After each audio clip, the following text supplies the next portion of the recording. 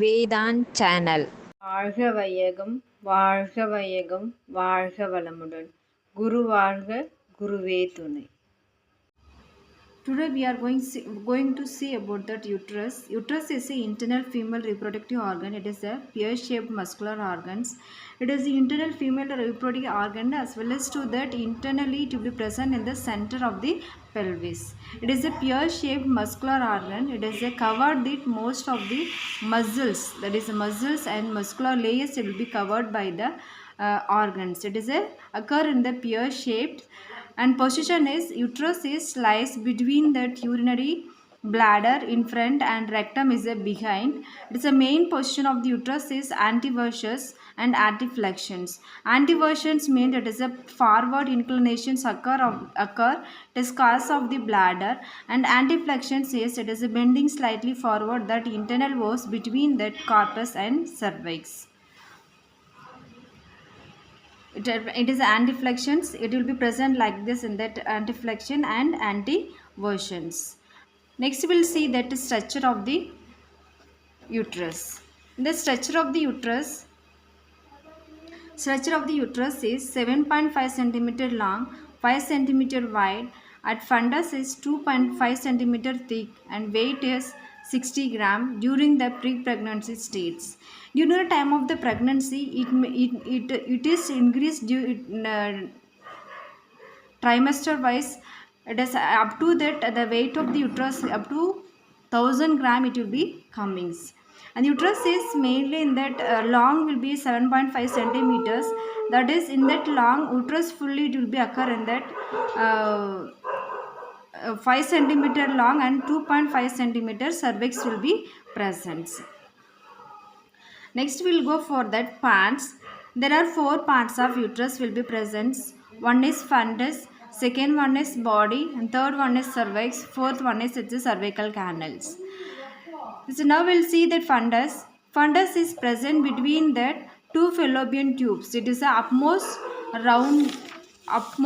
it is a rounded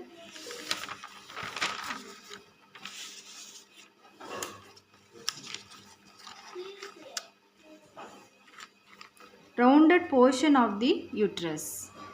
And fundus part is hollow part, and it is main part of to receive the fertilized ovum from the fallopian tube.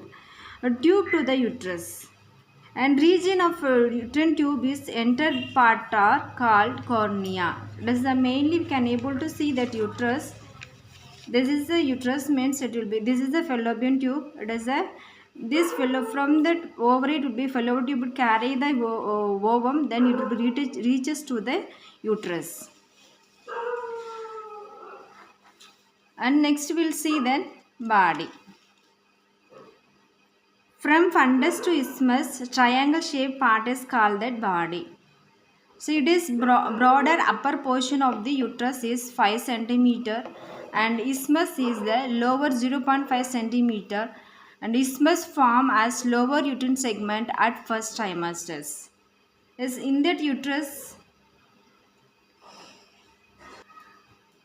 Here we can able to see the uterine fully parts in the fully structure of the uterus. Here in the structure, the uterus would be having that here in that cervical part 2.5 centimeter cervical part, and this is a 5 centimeter of the uterus. Already I was said that is a 5 centimeter will be having the uterus, but in that during the time of pregnancy it will be a increase. Here this is the ovary and this is a fallopian tube. From the ovary, that is the ovum production will be occur. After that ovum productions, the ovum will be carried by the fimbriae, and then it will be carrying that ovum. It will be coming to reach to that uterus through the fallopian tube only. This is a part of isthmus. Also here also will be present, and cornea also will be present here. This is a part of in that uterus. Next we will see the cervix. Cervical length is 2.5 centimeter. I showed that, and last end part of this uterus is that cervix 2.5 centimeter. This vagina is in the continuations. Upper part of the vagina is called that supra-vaginal portions, and lower part of the vagina is called that intra-vaginal portions. This is the upper part of vagina. It is called the supravaginal portions. This is the lower part of the vagina is called that intravaginal portions. It is the continuation of the cervix. This is the uterus and cervix. It is the continuation of the cervix is go for that vagina. Then we'll see the now parts of the cervix.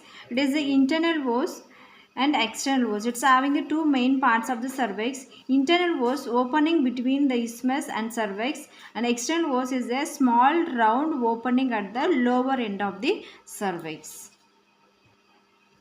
Next we will see that cervical canal. The cervical canal, it passes through the cervix. It allows the blood from a menstrual period and a baby to pass from the womb into the vagina. That is the end of the cervix and interior of the vagina. It's called that cervical canals. We can able to see that. And next we will see that layers of the uterus. The layers of the uterus, it consists of three main layers or will be present in that uterus. It is the perimetrium, myometrium and endometrium. There is a main uterus part in that small one. I can show this. In the perimetrium, myometrium and endometrium. Perimetrium means that it is a double serous membrane will be present. It is the extension of the peritoneal layers. The peritoneal layers, upper part of the peritoneal layers will be continuation of the uterus. That is, its outer layer of the uterus is called the perimetrium. It is the continuation of the peritoneal layers. Next we will see that myometrium. Myometrium, it is the second layer of uterus. It is that middle layer of the uterus also. It consists of thick bundle of smooth muscle fibers it made by the strong connective tissues. In these layers during pregnancy can able to find out in the three layers. In that middle layers only we can able to find out that three layers. During the pregnancy we can able to, it will be very helpful for to protect the baby, and it will be prevent to tear the uterus also in that middle layer. At the same time during the time of the placental separations, it's very helpful to control the bleeding also. Now we'll see the three layers of the uterus. Here in that outer layer will be a longitudinal, middle layer is a interlocking, and the inner layer is a circulars. In that outer layer is a longitudinal. I'll show this, that above is that outer layer, it will be present. I'll show that a little bit, but it will be present in that full of the uterus. It is the outer layer of the longitudinal, it will be present like this, and middle layer of the interlocking it will be present in the figure of 8, and inner layer of the circulars, and the inner layers, it's a circular layer will be present, and the interlocking layers only it will be mainly to control the bleeding to during the time of these placental separations. And third one is the inner layer of the uterus is called that endometrium. It forms a lining of ciliated epithelium on a base of connective tissues or stroma. It is directly opposed to the muscle cord. It is 1 to 10 mm thick.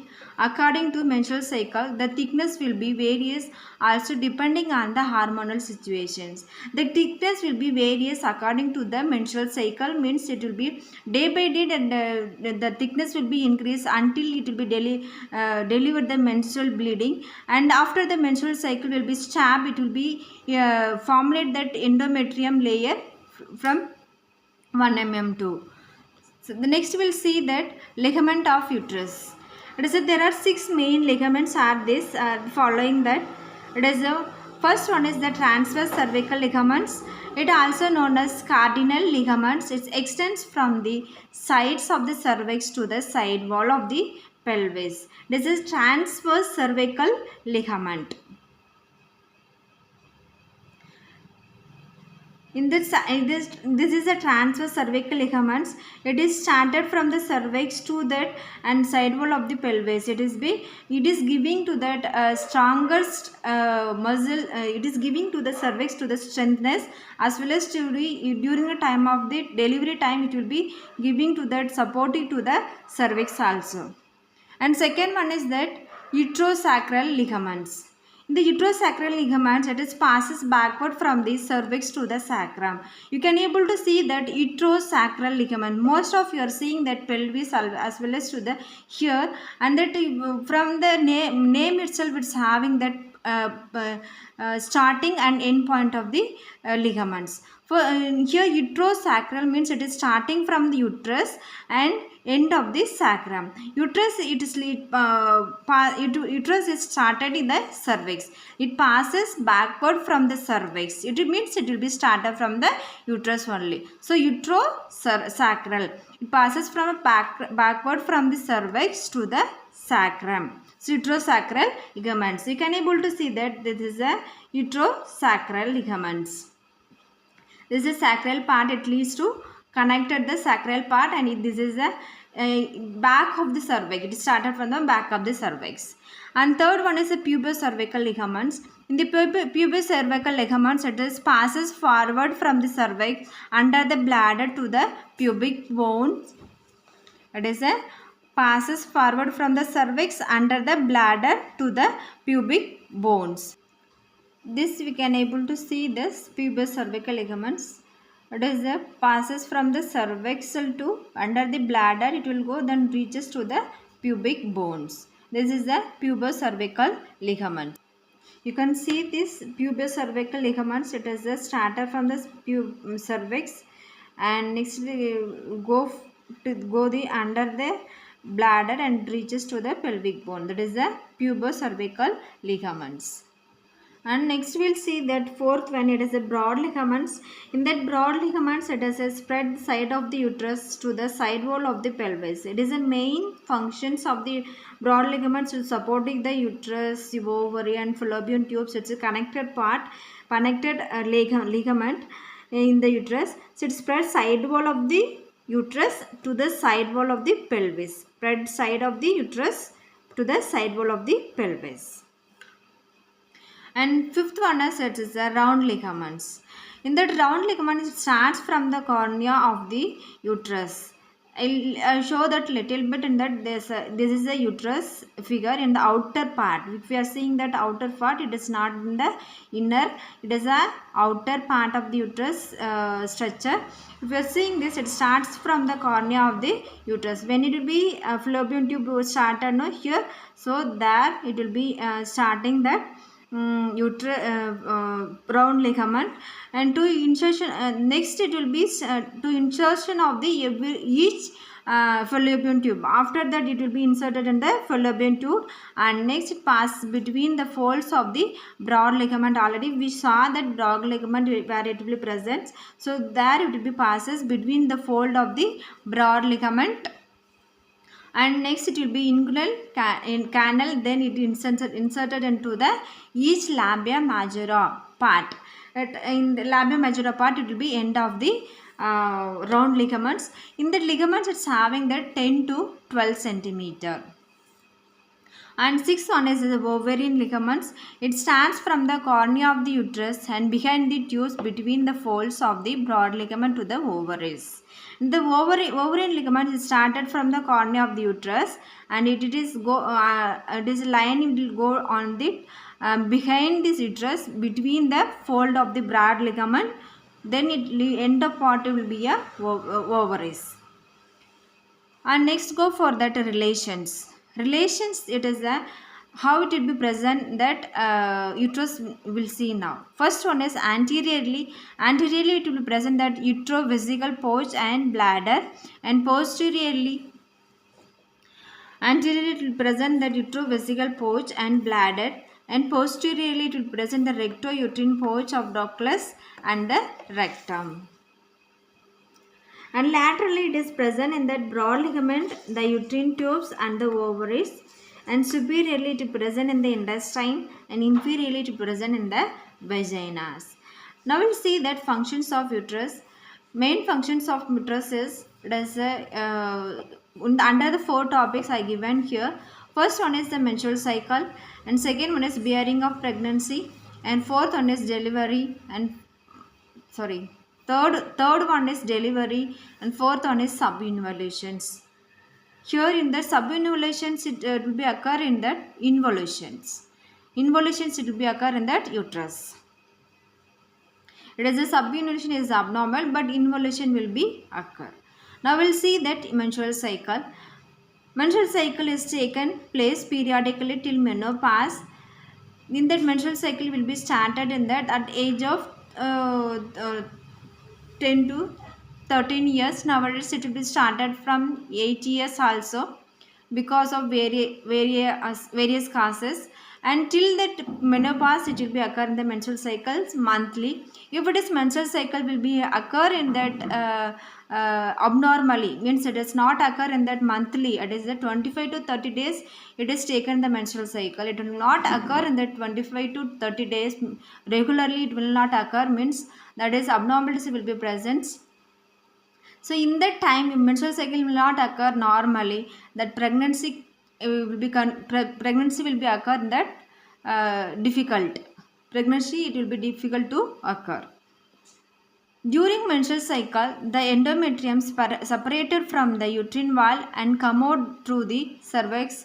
In the content of bleeding is endometrial layer, unfertilized ovum and the blood vessels. During the menstrual cycle only, that endometrium layer, that is the inner layer only, it will be separated from the uterine wall and come out through the cervix. In the content of bleeding, in the bleeding, what all the content will be present, means endometrial layer, unfertilized ovum and blood vessels are present in that uterus, in the endometrium. So that all will be coming out during the time of the menstrual cycle.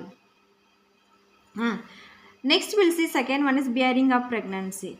The bearing of pregnancy, first uterus will be carrying that bearing that pregnancy duration is 9 months plus 7 days. The 9 months and 7 days the fetus will be carrying the uterus. The supply of nutrients and oxygen to the fetus through the placenta. During the time of the 9 months and 7 days, that fetus will be getting the nutrients and oxygen through the placental only. And third one is the delivery in various causes, and laterly we'll see that what all the causes will be occur to start the delivery and to start the uterine contractions. That uterine contraction will be takes in place through that fetus and placenta to expel out the uterus through vagina is called delivery. And next go for that involutions. Previously we saw that subinvolution. Subinvolution means that is that female genital organs are get back to the pre-pregnancy state, means that is that involutions. If suppose female genital organs are not get back to that or not, if it is not, it will not taken to the pre-pregnant state, means that is the subinvolution of uterus. And next go for that blood supply. Blood receives from the uterine arteries, from internal iliac arteries or ovarian arteries. Blood receives that uterine arteries from it is getting the two arteries, that is the internal iliac arteries and ovarian arteries. And next go for that venous drainage. In that venous drainage of uterus via fluxes in that broad ligament, then it drain to the uterine veins. Venous, it is getting the drainage of uterus via fluxes in the broad ligament, then it drain into the uterine veins. And last one is that we'll see that lymphatic drainage. Lymphatic drainage, it is via iliac, sacral, aortic and inguinal lymph nodes. That is the lymph drainage will be occur for the uterus. Thank you. வாழ்க வளமுடன்.